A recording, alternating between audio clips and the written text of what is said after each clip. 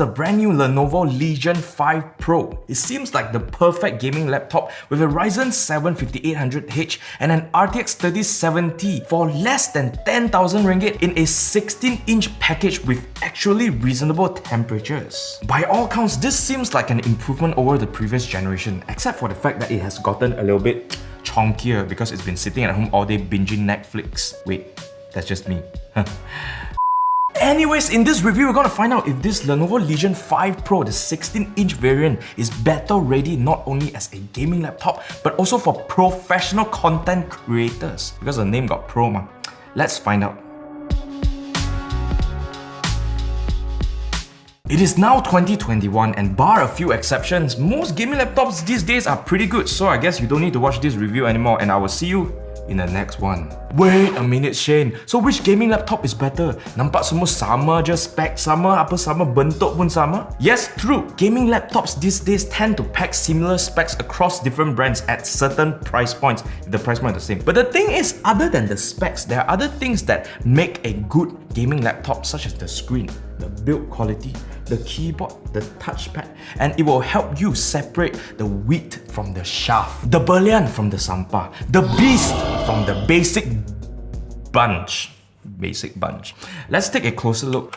Our review unit of the Lenovo Legion 5 Pro is the highest spec model based on the official store because I'm a bangsawan, and it is priced at 8,019 ringgit. Specs and prices on retail units might differ, so do pay that in mind. Let's take a closer look at the specs. For the processor, what we have here is a very beefy AMD Ryzen 7 5800H that comes with 8 cores and 16 threads, a base clock of 3.2 GHz and a boost clock of 4.4 GHz. The graphics card here is the NVIDIA GeForce RTX 3070 with 8GB of GDDR6 VRAM, and this is the 140W version.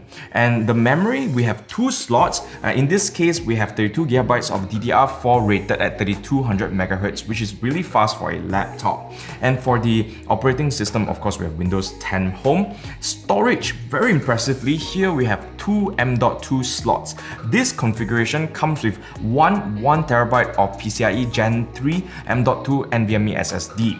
And of course, the network here, we have Wi-Fi 6 and Bluetooth 5.1. If you're on a budget, you can even configure this laptop to go down to 5,499 ringgit, and it comes with a Ryzen 5 5600H and RTX 3050, 16GB of RAM, but you still get this very impressive same screen as this high-end model that we are going to talk about a little bit more later.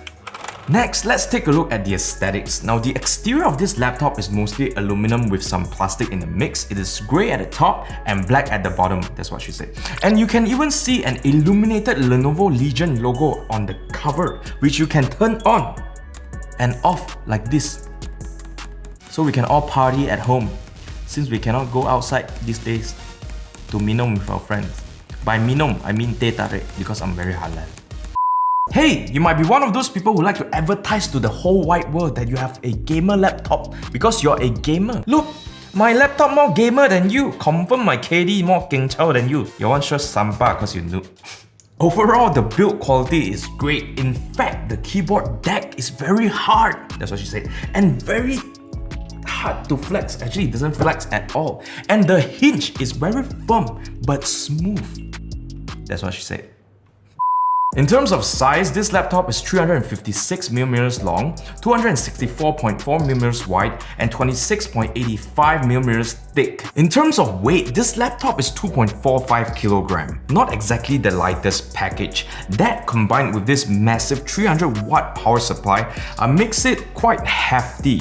I wouldn't exactly call this very portable, but it's still relatively compact and packs a lot of performance inside. The display has very thin bezels. It is a glossy 16-inch 165Hz refresh rate IPS panel with 2560 pixels across and 1600 pixels vertically in a 16:10 aspect ratio with an astonishing peak brightness of 500 nits, which makes this laptop very viewable in most conditions. Most gamers would gladly trade away a 4K screen for a higher refresh rate, and paired with the RTX 3070, I think that Lenovo made the right choice here. HDR support is also pretty good here if you're a AAA title gamer like me. Where the 16:10 aspect ratio comes in handy is actually in productivity tasks. And speaking of productivity, the color accuracy on this display is actually very impressive for a gaming laptop. Lenovo states that it covers 100% of the sRGB color gamut and is Pantone validated.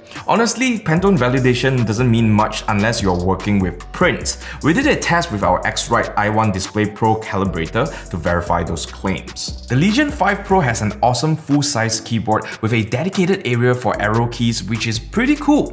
It also comes with True Strike mechanical switches that are designed in collaboration with Corsair. Gaming and typing on this thing feels pretty nice, with a decent amount of travel and good feedback. Here's a sound test of the keyboard.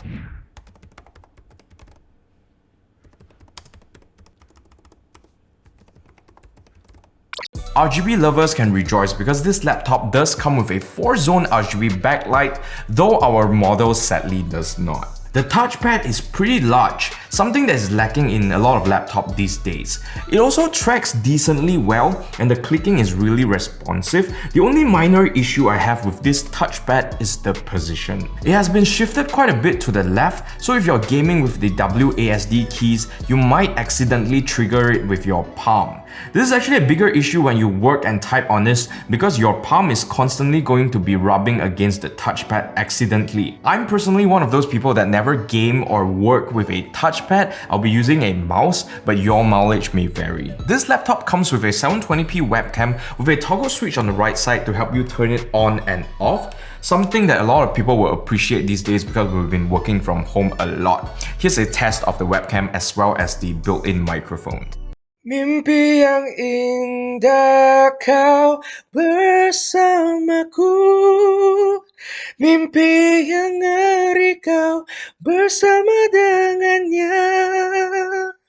Speakers are pretty okay. Sound signature wise, there's a little bit of a kick in the bass department. The mids are also pretty clear, but it's definitely lacking a little bit of clarity in the high end. Not the worst, but definitely nothing to shout about. Get it? Speakers, shout. Anyways, here's a sound test.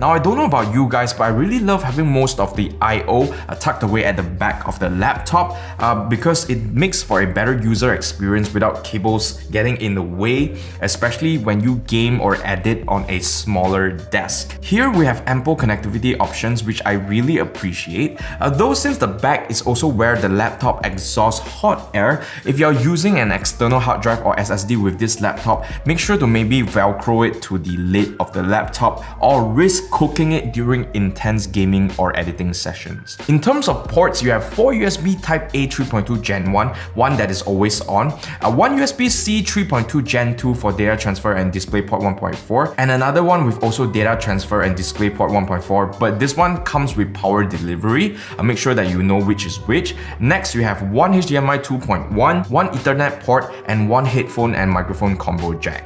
In terms of battery life, while an 80 watt-hour battery seems to be quite beefy, it's still not going to last very long if you're using it for serious or heavier workloads at full power, in which case you should just leave it plugged in, right? While it does charge up pretty quick with the Rapid Charge Pro technology, 50% in about 30 minutes, I still don't see much point carrying this thing around if you're not going to use it in its full potential as a machine. If battery life is of any concern to you, you'll be better off buying a second laptop that is an IdeaPad or ThinkPad for a lighter carry for less heavy workloads. In terms of software, we have the Lenovo Vantage, which has a very straightforward user interface and comes with some useful features such as thermal modes that you can toggle based on your workloads, network boost that increases network priority for bandwidth heavy programs, and a hybrid mode that allows the laptop to switch between the integrated and discrete GPU, which is the RTX 3070, dynamically. The thermal design in this laptop laptop is one of the best that we've seen yet. What we have here is Lenovo's Legion Cold Front 3.0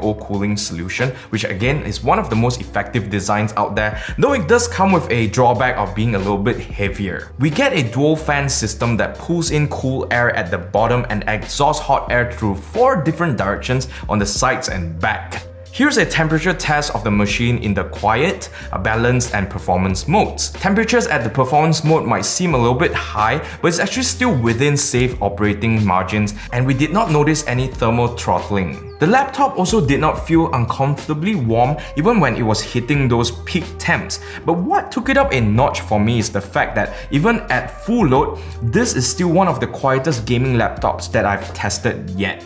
Now, for most of you guys who are gaming with headphones, or gaming headphones, you're not gonna care much, but I'm someone who game with open back headphones, and a noisy laptop is actually quite a deal breaker for me. So kudos to Lenovo here. When you buy this laptop, you're just gonna get the 300-watt power brick like we mentioned before, so no additional accessories. In terms of warranty, what you get here is a 2-year Legion Ultimate support, their highest end support warranty, which comes with 24 hours of phone and chat support. That's pretty good. Moving on to the numbers. Now we're gonna do some synthetic benchmarks, gaming benchmarks, as well as real-world benchmarks to test its capability as a gaming and content creating machine. We're going to start with synthetic benchmarks, and in Cinebench we can see that the AMD Ryzen 7 5800H in this laptop, combined with its efficient thermal design, really makes it one of the fastest Ryzen 7 laptops out there. 3D Mark scores also showcase the prowess of the Ryzen 7 and the 140W RTX 3070.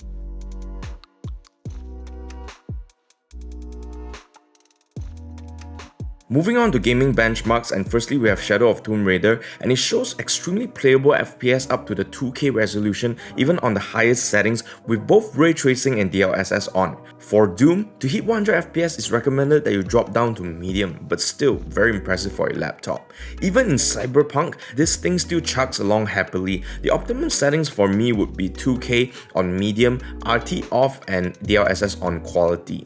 Though not a lot of people play it anymore, I still treat it like the crisis of today, so here you go. In case you're wondering, you'll definitely be able to play Valorant on full 2K resolution and hit 150 to 160 plus FPS.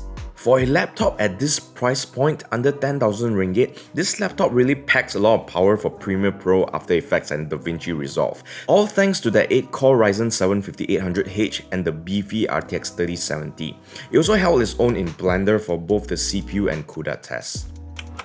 As a recap, here are the pros, mas and cons of the Lenovo Legion 5 Pro 16-inch.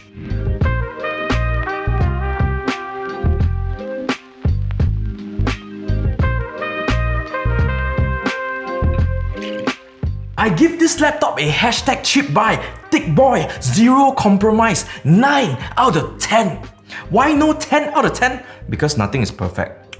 Honestly, I really like this laptop because it strikes a very good balance between work and play, which is what most of us want these days since we are working from home.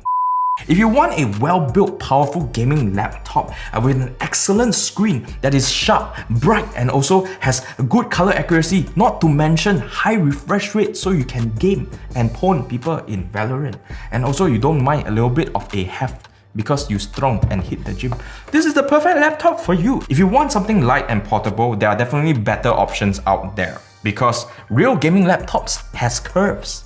Which is ironic because this actually doesn't have a lot of curves, it's all straight edge. But you know what I mean lah. If you thought this video is awesome, don't forget to like and share, and also subscribe to the YouTube channel and hit the notification bell ting ting to see more content like this, and so you can be more content with your life. And so leave more comment down below to let us know what you think about this laptop, or if you have any questions, just ask me and I'll answer you, because you know what? I'm nice like that. And also don't forget to follow our Facebook and Instagram to see more shenanigans from the Mob House crew, and I will see you right after the comment session. So for the comment section, since we haven't been doing comment session in a long time because we've been stuck at home, and the first one is from our smartphone cameras explained technically. First comment is from Eugen Kanjin. He told his friends that his Sony camera with less megapixels than their 108 megapixel phone can take better video and photo, and they don't believe him. Now they believe him because he got proof. You see? He said my video is proof, my video is fact, my video is life.